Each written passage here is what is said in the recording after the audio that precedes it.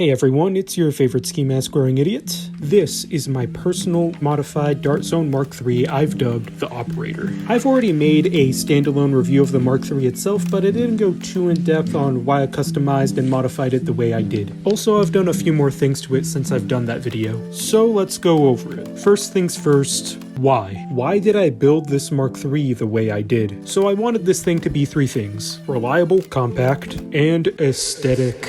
And thanks to the power of a soldering iron, spray paint, free 3D printable files online, and a buddy willing to print them out for me, I can accomplish what I wanted to do. One of the main problems the Mark III has is that the rev switch tends to burn out quite easily. The rev switch is kinda important as it allows the blaster to go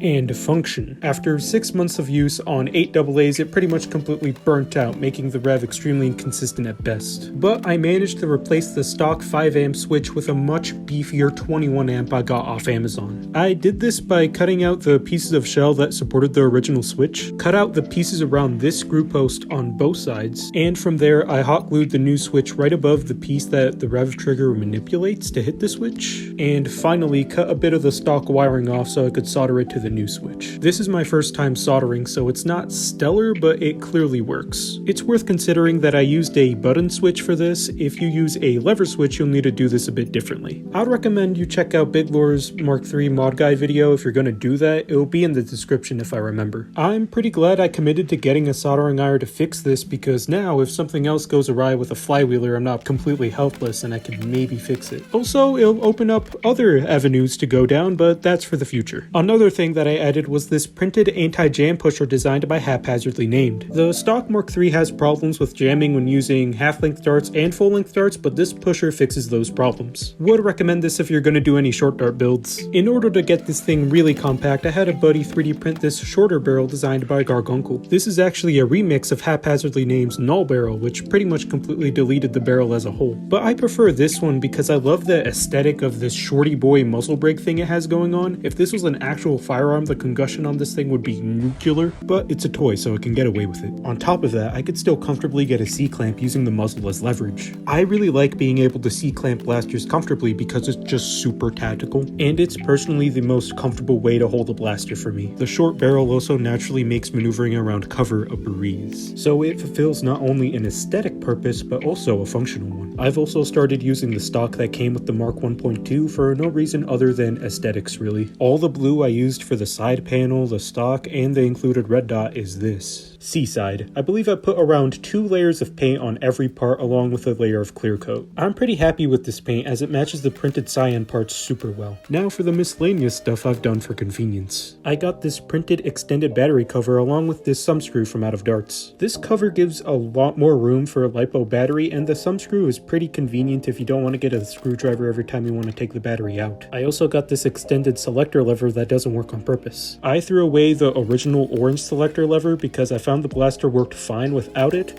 but then I realized that there's a hole on the side of my blaster now, and I didn't like that, so I hot glued this piece in place to cover that hole. In theory, I could have used something like a dart head to cover the hole, but I already had this part printed out for me, so I decided to use it. Also printed sling mounts because slings are dope.